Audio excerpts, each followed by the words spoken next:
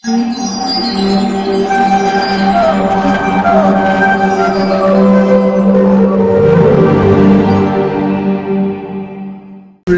Dham ki jai, Shri Mayapur Navadi Dham ki jai, Ganga Maya Jamuna Maya ki jai, Shrimati Tulsi Devi ki jai, Shrimati Bhakti Devi ki jai, Srila Prabhupad ki jai, Shri Ekadasi Vrat ki jai, Samveda Bhakti Vrinda ki jai. All glories to the assembled devotees.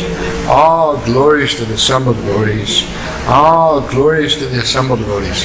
All glories to Shri Shri Guru and Gauranga. Vajrabhakta Chagunade.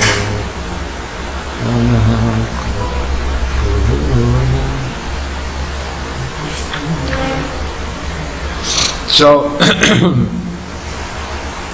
today is Ekadasi. And as we have been doing, we read from the Srila Prabhupada Lilamrita. So the chapter we're reading from today is Developing Mayapur. Hare Krishna.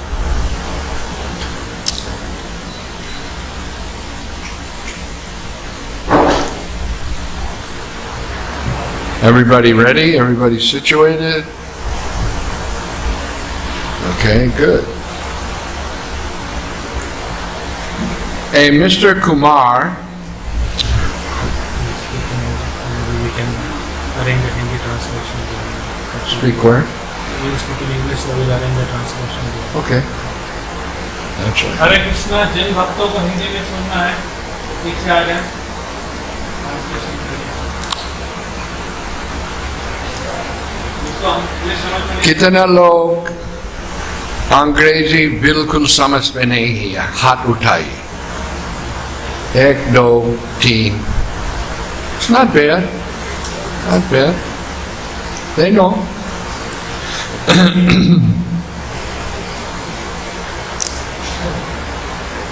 Actually, Prabhupada told that in Bombay, I want the preaching in English. Bombay is a big city. We go in the business world in Bombay, in the market, a lot of the business is carried on in English. It's a cosmopolitan city, right? People know English. So he said our preaching in Bombay should be in English.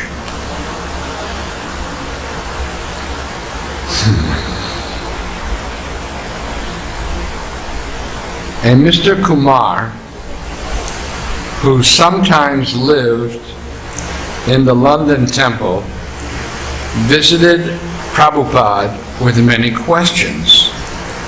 He wanted to work for ISKCON, he said, but required money to send to his mother in India.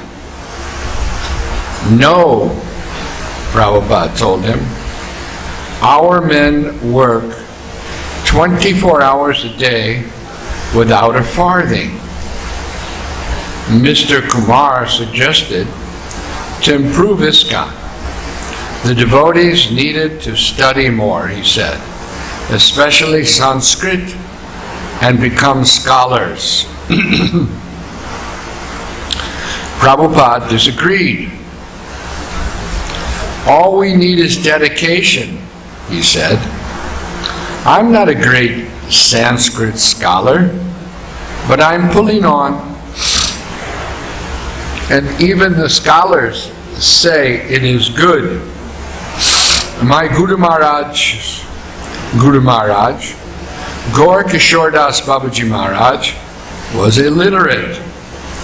Still, his disciple, Bhakti Siddhanta Saraswati Prabhupada, was the greatest scholar of the day. But when Gaur Kishore spoke, it was exactly from the Shastra. Our principle is not to take time to learn something and become expert and then preach. But whatever you know, preach. class in the morning, class in the evening, and if they read my books, that is sufficient. So sometimes we see that devotees feel in order to be able to preach that they have to study Sanskrit, and they have to become proficient in Sanskrit. But this is not what Srila Prabhupada had said. Here was a man visiting Prabhupada who lived for some time in the temple in London, and he was suggesting that the devotees should become scholars. And then ISKCON will improve. But Prabhupada said, no, I'm not a Sanskrit scholar. But what I know, with that I'm pulling on, he said. Huh? And scholars are saying, no, it is good.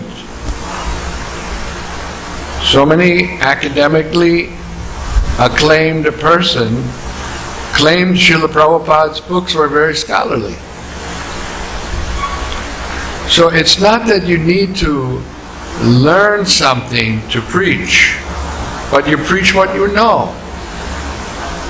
We're hearing the classes morning and evening, and we're spending some time also to read, and from that you preach.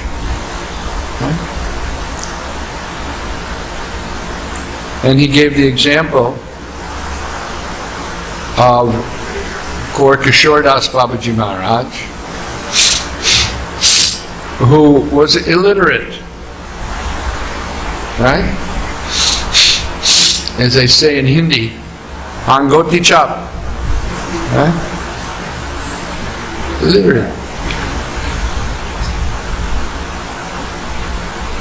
And his disciple, Srila Bhaktisiddhanta Saraswati Thakur, is a great scholar. But whatever Gaur Kishore Das Babaji Maharaj spoke, that was all according to Shastra. Right? So, the Lord reveals to His devotee, right? If Gaur Kishore Das Babaji Maharaj could not read, then how could he speak according to Shastra? But it's revealed from within the heart. Gaur Kishore Das Babaji Maharaj was such an exalted devotee. He always spent his time remembering the Lord by chanting the Hare Krishna Maha Mantra. He never wanted to interact with ordinary persons. Right? He was living in Mayapur and chanting the holy name. Right? So many people would come and they'd say, "Oh Babaji, Ashirwad dijiye, Ashirwad." And many people, they come like, "Your blessings, give us your blessings." What they'll do with those blessings? What do they want blessings for? Well, they want blessings for Bibi, Bungalow, Bacha. That's what they want blessings for. In other words, my material sense gratification. So he felt bothered. All these people are nonsense. Ashirwado, blessings, for sense gratification. That's all. So he used to chant where people would not come and bother him. Gaur Kishore Das Babaji Maharaj. Where? He'd go in the field where people pass stool, because other people don't come there, and then chant Hare Krishna, Hare Krishna. Or he would hide underneath a boat. The boat would be turned this way and he would go underneath and chant. So no disturbance from these people that are after blessings. One man came to Srila Prabhupada and said, "Oh Swamiji, I want your blessings. I give you my blessings, you take sannyas. Oh, no. I have my family, I have this.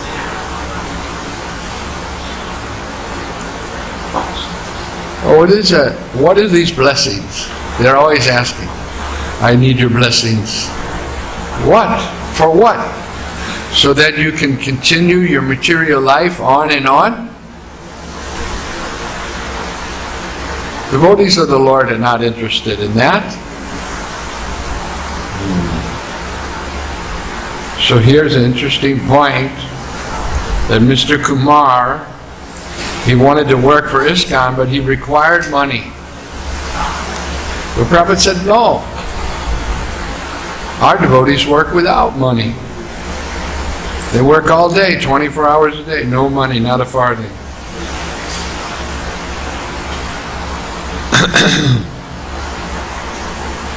Rather, what is required is dedication. One has to be dedicated, Srila Prabhupada said.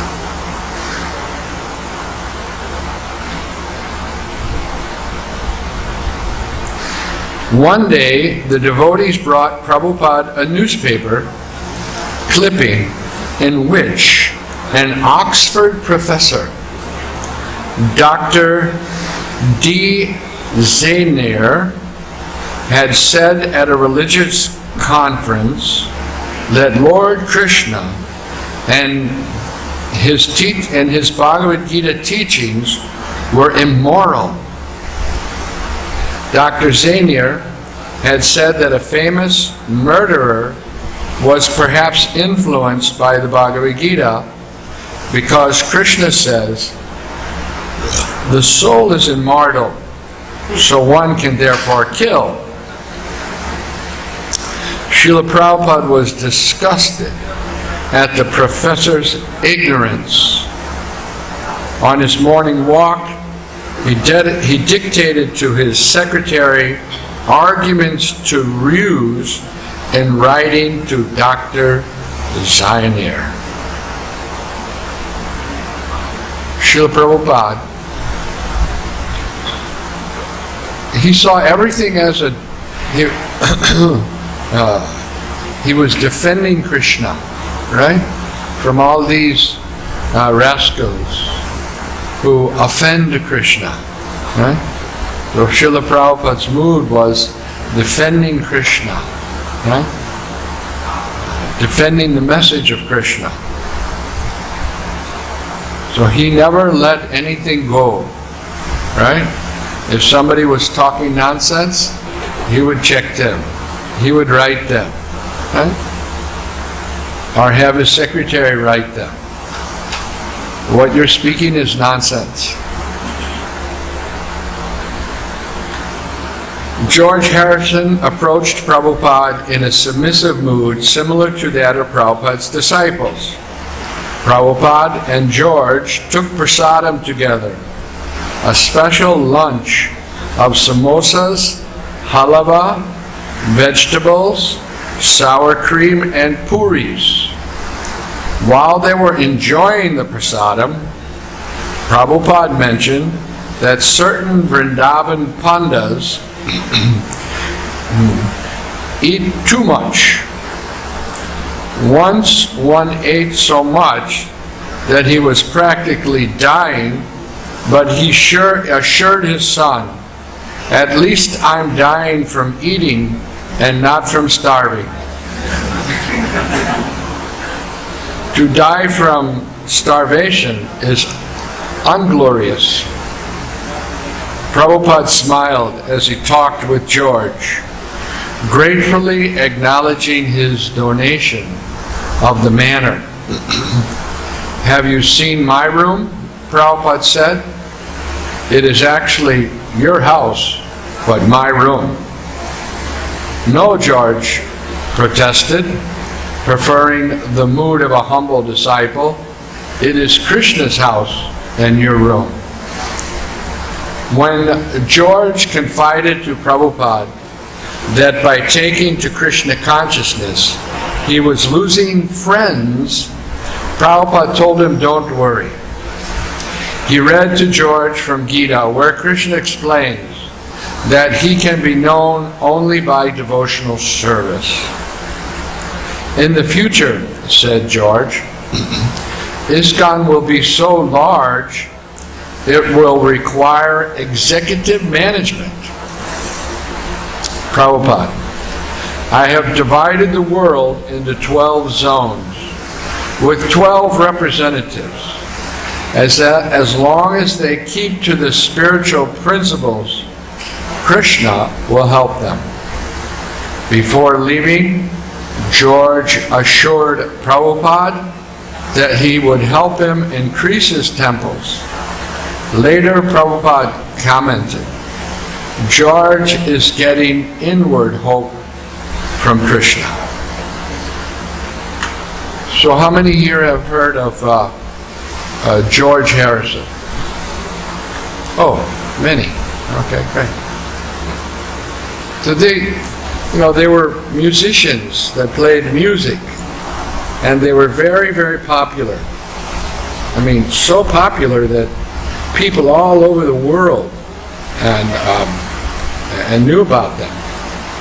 And the devotees felt that if we could convince the Beatles, the name of their group was the Beatles, then many people would take to Krishna consciousness. But how to meet the Beatles? They were so famous, right? So one devotee who was in London preaching, Shyama Prabhu, he went to the office of the Beatles. And he was waiting in the office, right?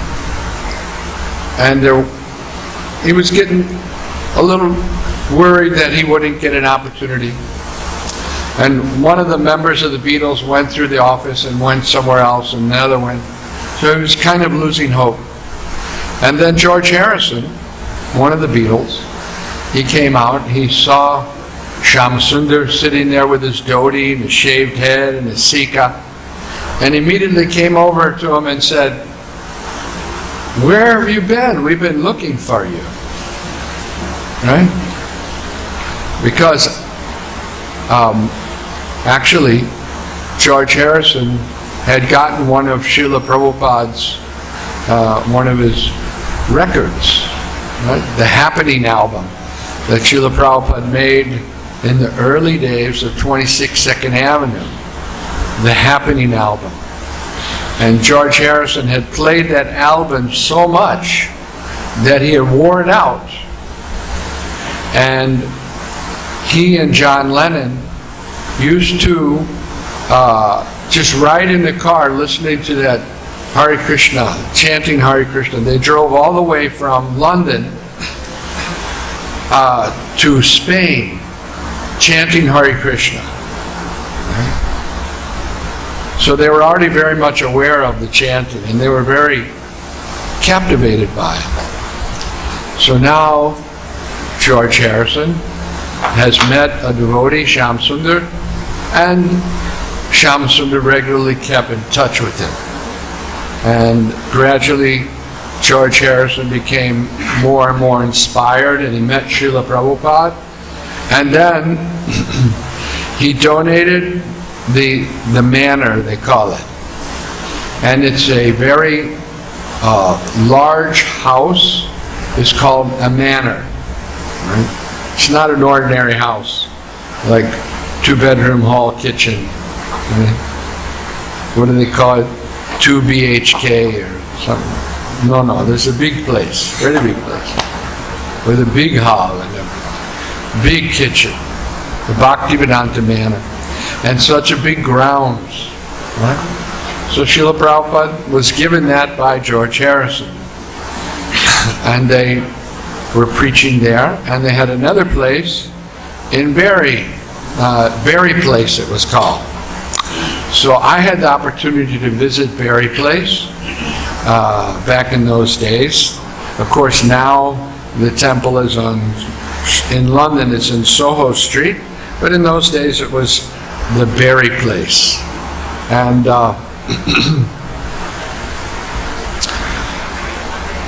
Shyam Sundar had made the temple room there. And it's not a very big place, but many stories. We can go up, right? Small temple room, and then up, and downstairs was kitchen in Berry Place. That also, George Harrison helped them get that because they needed a guarantee. With the landlord, he wanted a guarantee. So George Harrison had Apple Records, his record company, sign the guarantee so that they could rent Berry Place. So George Harrison, he helped a lot in terms of the preaching in London. He was the one that organized the devotees to make a record. The devotees made a record, right, of chanting Hare Krishna, right? They went to the studio, George Harrison and the Beatles studio. It's called Apple Records, and in Apple Records they cut an album called the Radha Krishna Temple album, and one of the songs was a Hare Krishna Kirtan, and that became so popular that it became the #1 record in England, the Hare Krishna Mahamantra.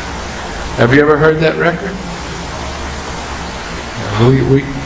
We get that record. It's on, I think it's on YouTube. You can get it. The Radha Krishna Temple album. Huh? Library, yeah, you can hear it. The Hare Krishna Mahamantra from the Radha Krishna Temple album. One of the songs on the album was the song we play every day when we greet the deities. Govindam Adi Guru. That was put together by the devotees and George Harrison. He was playing the one instrument called a Moog synthesizer on that particular song. So like that, George did a lot. He was a devotee of Krishna. And one time he thought that, maybe he should shave up and move into the temple. And Prabhupada told him, no, that you continue to make your music, but make it for Krishna. So many of the songs that he made were about Krishna, were about his relationship with Krishna. One day, an old acquaintance dropped by, Allen Ginsberg, wearing denims, suspenders, and a faded shirt, and carrying a little Indian-made harmonium. "Are you still chanting Hare Krishna?" Prabhupada asked. "Yes," Allen replied, "I still chant Hare Krishna, but I also chant other things." Allen asked if Prabhupada would like to hear his chanting and playing. Prabhupada nodded. Allen began playing his harmonium and chanting Om. With each recitation of the word Om, his voice went deeper. Om. When the chant was over, Prabhupada began to laugh. "You can chant whatever you want to chant," he said, "but just keep chanting Hare Krishna. As long as you are chanting Hare Krishna, then everything else is all right." Prabhupada then allowed many devotees to join them for a big, blissful kirtan. See, Prabhupada always encouraged, he never discouraged. Allen Ginsberg came to Srila Prabhupada in the early days of 26 2nd Avenue. And he helped Prabhupada in various ways in those early days. So here he is again after some time meeting Srila Prabhupada, and Prabhupada's asking him, "So you're still chanting Hare Krishna?" And he said, "Oh yes, I chant Hare, but I chant other things." So Prabhupada didn't say, "Don't chant other things, only chant." He said, "Okay, that's all right, you're chanting other things, but you keep chanting Hare Krishna. As long as you keep chanting Hare Krishna, it's okay." So Prabhupada's preaching was always to encourage. If somebody's doing something in Krishna's service, he would recognize that thing and encourage it. Sometimes our preaching is that, oh no, you can't do this and you can't do that, you have to do, right? But Prabhupada wasn't like that. He would encourage people. If he saw a spark of Krishna consciousness, he would fan the spark in such a way that would have become a fire.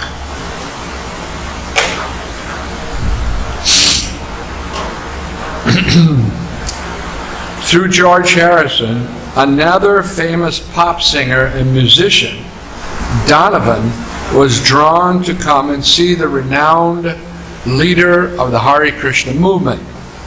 Donovan, accompanied by a musician friend and their two girlfriends in miniskirts, sat in awkward silence before Prabhupada.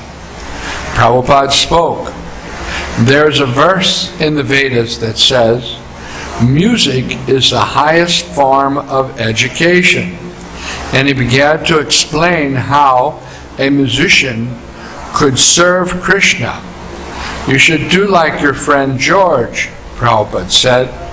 We will give you the themes and you can write the songs. Prabhupada said that anything, even money, could be used in the service of Krishna.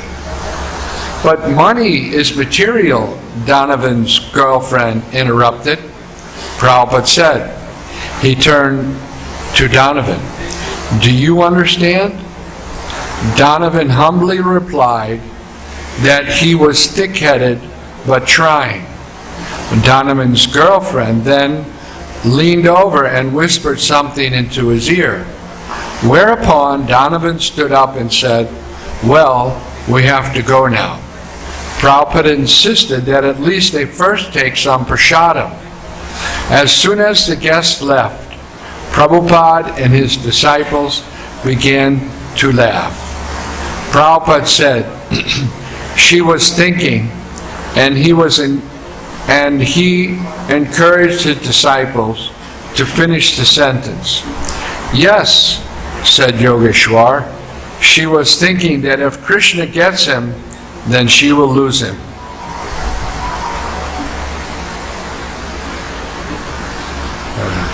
So Prabhupada was preaching to this musician, Donovan, but his girlfriend was worried, right?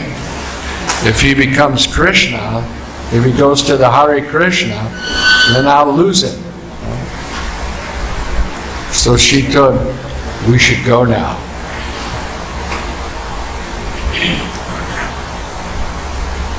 Prabhupada so much liked preaching to important guests that he wanted to continue doing so wherever he traveled. Wherever I go now, Prabhupada wrote in a letter to a disciple, this policy of important men being invited to talk with me about our Krishna consciousness movement should be implemented. A month passed at the manor, and still several weeks remained before Janmashtami and the deity installation. So when Bhagavan requested Prabhupada to come for a visit to Paris and install Radha Krishna deities, Prabhupada agreed. Yeah, so this was 1973, right? Actually, in 1973, I was living nearby the temple in America called St. Louis. And a friend of mine had become a devotee. He moved into the temple. But he had a small room that he was renting nearby the temple. Like a base, I guess you could say. So he said, listen, I already paid the rent there. If you like, you can move in there. I'm moving into the temple. So he moved into the temple, I moved into his room. It was August. And then the devotee said, we're going to go to New Vrindavan for Janmashtami. Do you want to come? Well, I didn't know where New Vrindavan was, and I didn't even know what Janmashtami was. But I said, okay, let's go. So we drove from St. Louis to New Vrindavan, and it was about 750 miles drive. And the idea was that Prabhupada was supposed to be there. He was going to, because he was there the year before. In 1972, he had come for Janmashtami in New Vrindavan, and he also had his Vyas Puja there. And in New Vrindavan, they had made a pandal on top of the hill.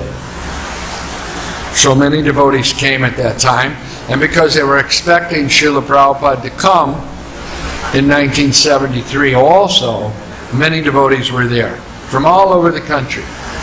They had a drama group called the Vaikuntha Players, all devotees, right? And they performed a drama called The Advent of Lord Krishna. And they had a whole pastime of Lord Krishna all the way up to killing Kamsa. A very expert, done by only devotees. So while we were there at New Vrindavan, we met many devotees, and there was big kirtans, but Srila Prabhupada didn't come. And the reason he didn't come was because he stayed back in the manor in England, because at that time they installed Radha Gokulananda in the Bhaktivedanta manor in Janmashtami 1973. So I had hoped to meet Prabhupada in New Vrindavan, but it wasn't possible because he stayed back to install the deities in Bhaktivedanta manor. The devotees had arranged an official city hall reception for Srila Prabhupada in the presence of the mayor of Paris and his government entourage. Srila Prabhupada said that if the government leaders do not teach the citizens genuine God consciousness, then they are not responsible leaders. Reporting this talk in the next day's paper, a news writer stated that the Swami even criticized Napoleon Bonaparte, Bhagawan. One of the leaders at the time was a devotee named Bhagawan in Paris. We had just moved into our new temple at 4 Rue Les Paris, and we had received 48-inch Radha and Krishna deities. Prabhupada had Prajumna chanting the mantras and pouring the substances on the deities, while Prabhupada himself looked on from his Vyasasana, giving directions. I was assisting, and at one point I turned around and saw Srila Prabhupada standing right next to me, taking the substances in his own hands and smearing them over the lotus-like face of Srimati Radharani. After the deities were installed on the altar, Srila Prabhupada came up and offered the artik, and I assisted him by handing him the articles. After the installation, we went up to Srila Prabhupada's room and very anxiously requested him to please give a name for the deities. He sat back in his chair and said that the deities will be known as Radha, Paresh, Ishwar. He then went on to say that in India, people look to England for education and to Paris for sense gratification. He began to laugh and said that Krishna has come to Paris in order to get some gopis, some French girls, because the faces of the women in Paris are considered the most beautiful. Radharani is so beautiful, Prabhupada said, just like a Paris girl. And Krishna has come here to find out this most beautiful of all the gopis, So he is Paris Ishwar.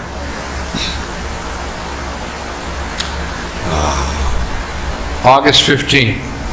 Prabhupada returned to London and the latest mail from India. A legal complication had arisen regarding the deed for the ISKCON land in Hyderabad.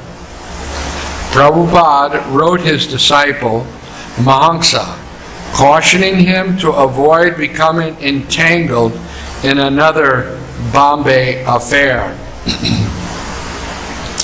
When Prabhupada also received word that the temple construction was progressing in Vrindavan, he replied, I am pleased to hear how you are completely absorbed in the project of our Vrindavan temple and taxing your brain how it to be carried out. I'm always praying to Krishna that he may give you the intelligence to carry it out rightly. So, one man there, his name was Pulla Reddy. Pulla Reddy. He was a famous businessman. He had a sweet shop. And opposite his sweet shop, there was a land that he owned. He owned a piece of land. So he had given that land to Srila Prabhupada. And Prabhupada had sent Mahamsa there to, register the land and get the land in the name of ISKCON. Srila Prabhupada got word that there was some problem. In India there's always problem with land. If you buy land, there's always some kind of problem. But Prabhupada warned Mahamsa, be careful, we don't want another Bombay Affair. So what was the Bombay Affair? There was a fight with Mr. Nair, right? This property was owned by Nair before. And he had sold it to other people. And when the people couldn't get permission to build, they gave up their money and went away. So he thought that he would do the same thing to Srila Prabhupada. He would sell the land, take an advance, and then when they couldn't finalize the deal, they would just go away. But the difference was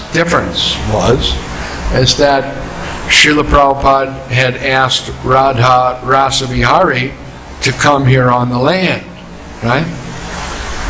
So Srila Prabhupada wasn't ready to go away, right?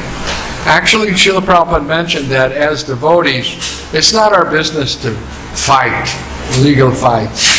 It's not our business.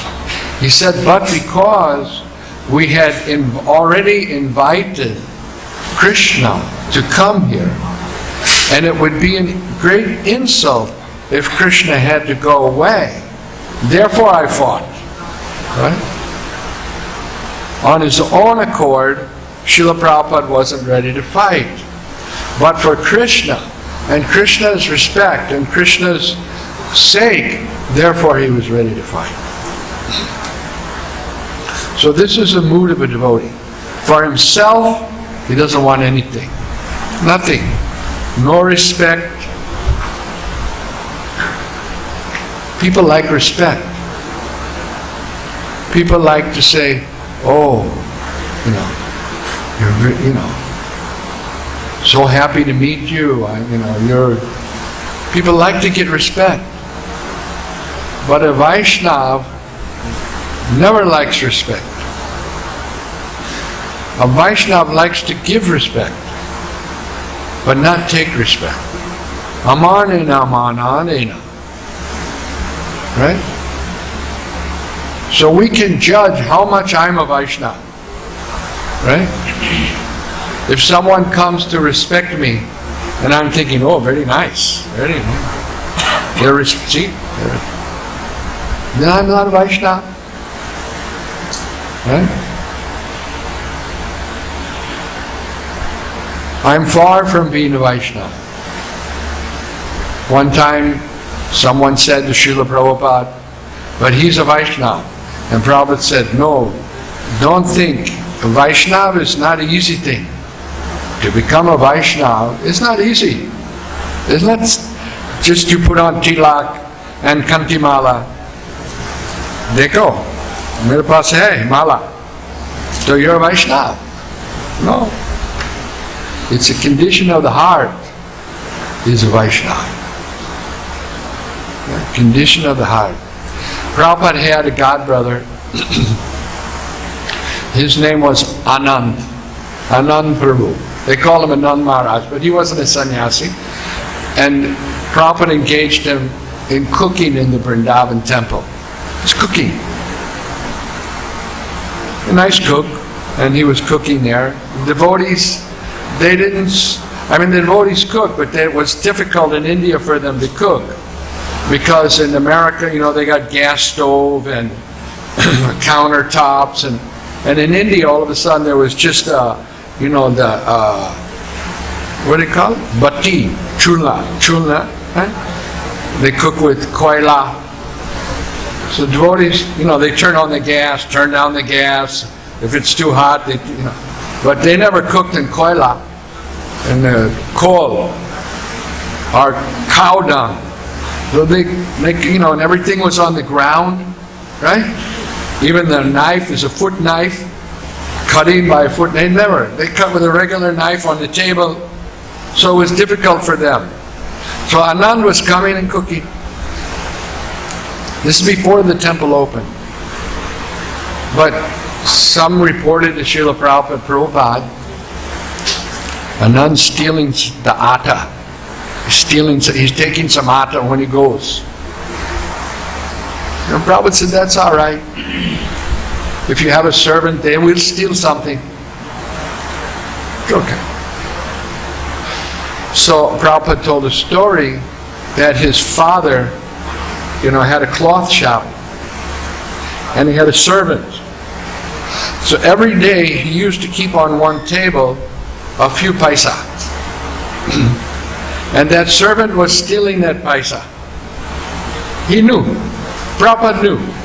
His father knew that he was stealing this paisa. But the reason was that this paisa, I know he's stealing, his father said, so that he won't steal other things. He'll just steal this. Anyway, things went on. And then again, the devotees came to Prabhupada. Anand, he's doing this and that. So then Prabhupada became annoyed. He said, okay, I'll tell him he has to go. So the next day Prabhupada was going out on his morning walk, and Anand was there. So Prabhupada met him. And he said to Prabhupada, he said, so I can go? And Prabhupada said, okay, you can go. And later he told the devotees, you see, this is a mood of a Vaishnava.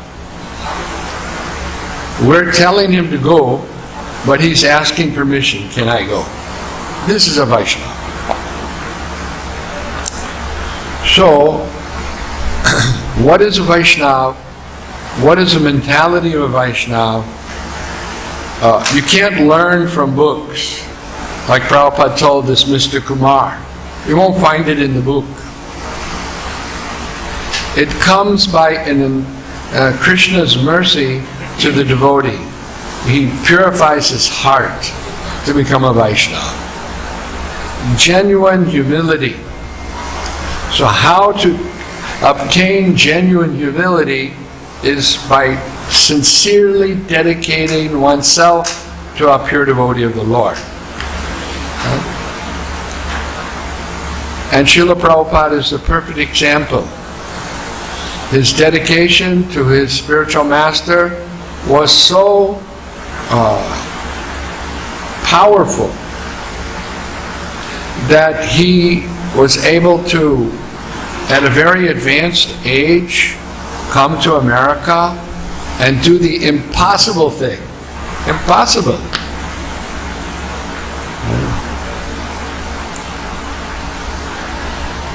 In a letter to his disciple in Hawaii, Prabhupada apologized by not replying to the letter.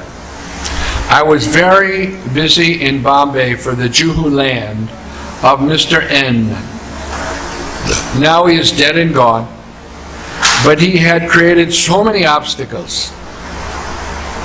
Still there is discrepancy, but I hope this will be squared up without delay. Writing to Tamal Krishna Goswami in Bombay, Prabhupada was as attentive as ever to the ongoing troubles there. Although the devotees remained in possession of the land and had rebuilt their temporary temple, no purchase settlement was in sight. So Prabhupada wrote to Tamal Krishna Maharaj, if Mrs. N is not going to sell us the land, then what next step we have to adopt? We fixed a criminal case against her for attempting to dispossess us from the land. And what happened in that case?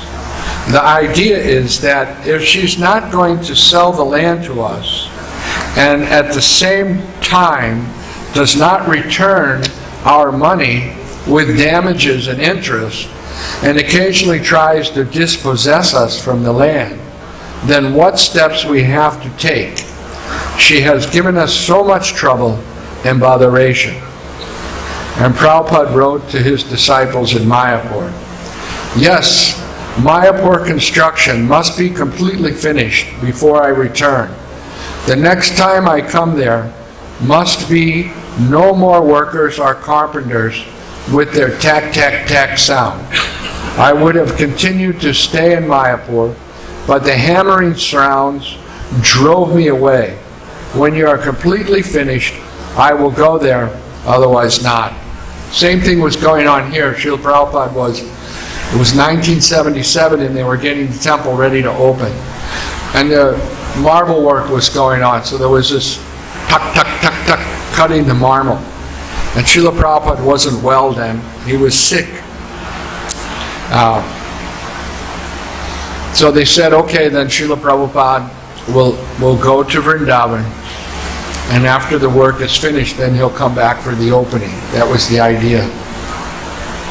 And Srila Prabhupada didn't like loud noises, right? Sometimes devotees would not secure the doors, and the wind would come and the door would slam. And he said, every time I hear that, it's like my heart is splitting. It's breaking. It's splitting my heart. He didn't like loud noises, right? Sometimes when Srila Prabhupada giving the class, you can hear the children talking or crying. Prabhupada would stop the class. What is that noise? What is that noise?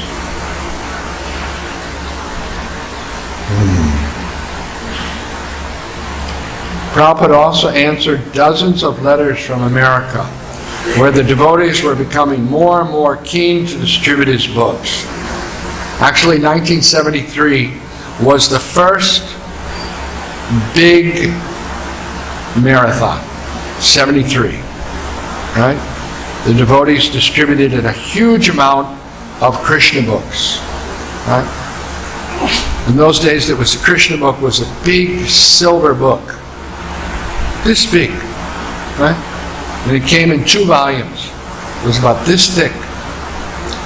So somehow or another in St. Louis Temple where I was, I had just joined at Janmashtami time, and now it was December, Christmas, and we were distributing these big Krishna books. Right? And one Mataji, her name was Pulla Reddy, she had a technique for selling the books. It was called the survey. And Rameshwar Prabhu at the time, he recorded an interview with Pulla Reddy, and he sent a cassette tape to all the temples, right? And she explained how she sold books. So you can say my book distribution guru is Mula Prakriti, because I listened to that tape, and whatever she said, I tried to follow that, and that way I could sell Krishna books. And what she did was she would come up to somebody and she said, "Today we're doing a survey, can you help out?" And the person would say, "Yeah." And then she'd put the book in their hand. "You see this book?" And she'd show them the pictures and tell them something about the book and show them the front cover. And she said, "So for our survey, what we would like to know from you is how much you think a book like this would cost in the bookstore." So the person would look at it and think, "Well, a book like this would probably cost $20 in the bookstore." And she said, "Right. So today we're going to let you have one. Just give a donation." And with that technique of Mula Prakriti, we were able to distribute. I was a new devotee, only been in the movement about 4 months, 4 or 5 months. But we were distributing these Krishna books, so many of them, in a day. And all the devotees. And when we got back at night, after distributing books, we'd come back and count the Lakshmi and say how many books we distributed and what happened out on Sankirtan. And there was a whole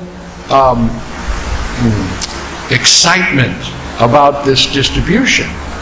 And it actually was the first time that it happened like that in ISKCON. And not only in St. Louis, but it was in Los Angeles and New York and Atlanta and Chicago. Everywhere, the devotees were distributing the books during the December marathon with great enthusiasm. And when Srila Prabhupada got the news at the end of the marathon, how many books got distributed, he said, "This is a history. Never before in the history had so many books, religious books, been distributed in such a short time." 1973. So now we do the December marathon every year, and lots of books are going out. Srila Prabhupada said the test of our preaching is that books are going out. That's how we can judge. And whenever Srila Prabhupada saw that a particular temple was distributing more books, he would make a point, because what his program was, he would stay in India for 5-6 months during the winter when it was cold in America. And then the weather got nice in America, he would go to America and tour all the temples. But he would especially make a point to go to the temples that distributed more books. And one of the temples that was very excelled in distributing books was Chicago Temple. Because the devotees used to go to the airport in Chicago and sell books in the airport. Right? And the airport was named after one World War II veteran called O'Hara. O'Hara was a famous World War II veteran, so they named the airport after him. And you spell O'Hara, O-H-A-R-E, like Hare. So that time many books were going out in this O'Hara airport, right? But Srila Prabhupada said they should change the name. Instead of O'Hara, they should call it O'Hare. Because so many books are going out there. And Srila Prabhupada made a point to come to Chicago, and actually the devotees from St. Louis, whenever Prabhupada would come to Chicago, we'd drive up to, because it was only 4 hours away from St. Louis, where our temple was. So all the devotees would get in a van, and we'd drive up to Chicago to see Srila Prabhupada. So we were out on the morning walk, and Satsvarup Maharaj was there, Srila Prabhupada was there. And our GBC was Satsvarup Maharaj. So he told Srila Prabhupada, all the devotees from St. Louis have come here, but tomorrow is Sunday. Should they go back and open the temple for the Sunday feast, or should they stay? So Prabhupada said, well, where are the deities? And Satsri Maharaj replied, well, the deities came with them. They're here in the temple in Chicago, because we had a set of Gaura deities that they installed that summer. They were just this high. So we brought them with us, Nitai Gauranath Raj. And Prabhupada said, so the deities are here? And he said, yes. Satsri Maharaj said, yes, the deities are here. And Prabhupada said, well, then the temple is here. They don't need to go back.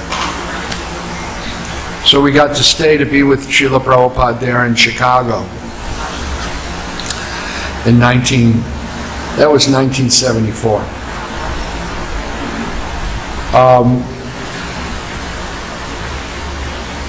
Their letters contained very crucial questions that only Prabhupada could solve. How important was book distribution? Could the devotees abandon their robes and wear regular Western clothes to better distribute books in public? Was chanting on the streets more important than book distribution? What about taking buses and vans around the country? Could they travel with deities in the vans?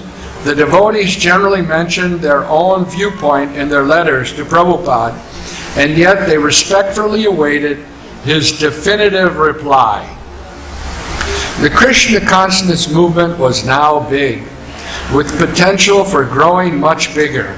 And within ISKCON, Prabhupada's will was so powerful that a single letter from him would establish a policy for years to come.